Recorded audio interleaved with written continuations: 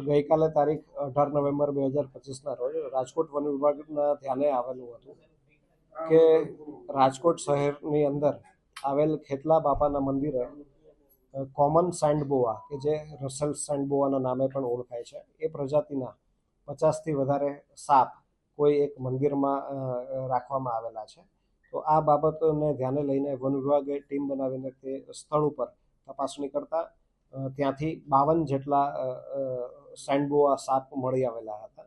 આ સેન્ડબોઆ કે જે સ્થાનિક ભાષામાં ભંફોડી તરીકે ઓળખવામાં આવે છે અને આ સાપ એ વાઇલ્ડલાઇફ પ્રોટેક્શન એક્ટ 1972 હેઠળ શેડ્યુલ 2માં સંરક્ષિત છે. એને કાયદાકીય સંરક્ષણ મળેલું હોવાથી તેને કોઈ બંધક સ્થિતિમાં રાખી શકાતા નથી હોતા. આ બાબતે રાજકોટ વન વિભાગ હેઠળની રાજકોટ ઉત્તર રેન્જ દ્વારા આનો ગુનો નોંધવામાં આવેલો છે તથા એ ગુનામાં વન્ય પ્રાણી સંરક્ષણ ધારાની કલમોનો ભંગ થાય છે તે બાબતે જે મંદિરના મહંત જે હતા શ્રી મનુભાઈ દુધરેજિયા તેમની સામે પણ કાયદાસરની કાર્યવાહી હાથ ધરવામાં આવેલી છે. તેઓની પ્રાથમિક પૂછપરછમાં એ બાબતો સામે આવેલી હતી કે ખેતલા બાપાનું મંદિર ધાર્મિક રીતે સાપ સાથે જોડાયેલું છે અને ધાર્મિક આસ્થાના કારણે જ્યારે કોમન સેન્ડબોઆ સાપ મળતા તો તેને ત્યાં રાખવામાં આવતા હતા અને ત્યાં કોઈ તસ્કરી થતી હોય કે એનો કોઈ બીજો ઉપયોગ થતો હોય એવી કોઈ બાબતો ધ્યાનમાં આવેલી. ખાસ કરીને હું એ કહેવા માંગીશ કે વન્ય પ્રાણી સંરક્ષણ ધારા હેઠળ કોઈ પણ વાઇલ્ડ લાઈફને આ રીતે પકડીને રાખવી કે તેને એનું ઉત્પીડન કરવું એને ગુના છે અને એ નિયમોની વિરુદ્ધ છે.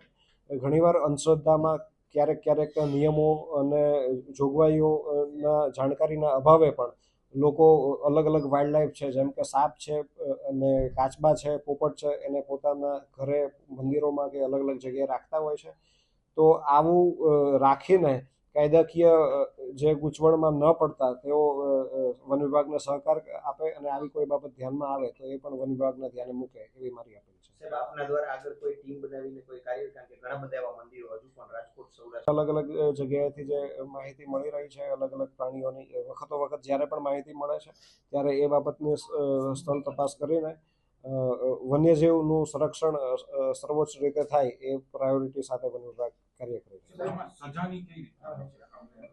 વાઇલ્ડ લાઈફ પ્રોટેક્શન એક્ટ હેઠળ જે પ્રાણીઓ શેડ્યુલ 1માં સંરક્ષિત છે તેમાં 3 વર્ષથી 7 વર્ષ સુધીની જે સજા છે અને બિન જામીનપાત્ર ગુનો છે.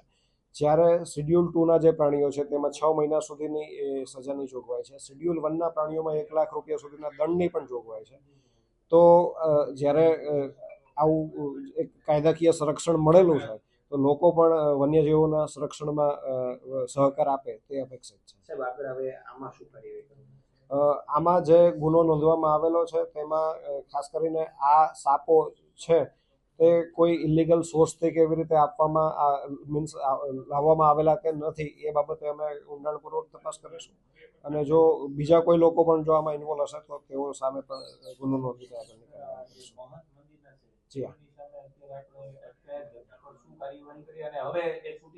હા, તેઓને જે આ ગુનો જે છે એ માંડવાળપાત્ર ગુનો છે એટલે તેઓનો આ બાબતે તેઓનો જવાબ લઈને તેમને હાલ જામીન ઉપર મુક્ત કરેલા છે.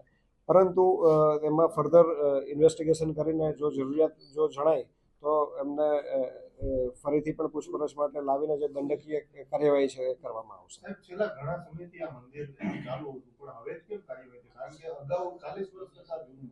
અચ્છા, આ બાબત જ્યારે અલગ અલગ માધ્યમો દ્વારા વન વિભાગના ધ્યાન ઉપર આવી તો તેનું તરત જ સંજ્ઞાન લઈને વન વિભાગ દ્વારા કાર્યવાહી કરવામાં આવેલી છે.